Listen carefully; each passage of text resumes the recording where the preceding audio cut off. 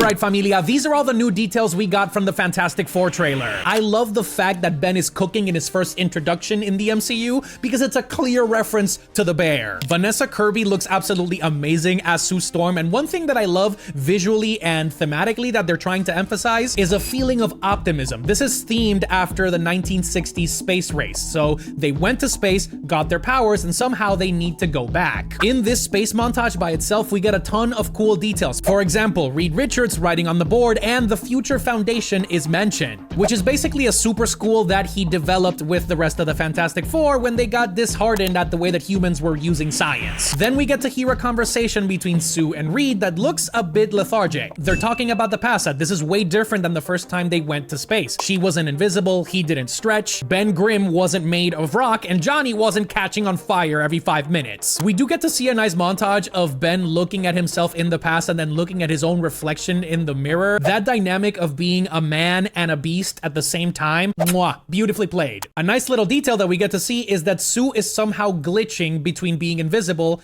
and not. Do we get to see them lose their powers at some time in this movie? We don't know, but we're gonna find out. So let me know in the comments, what did you think about our first look at the Fantastic Four?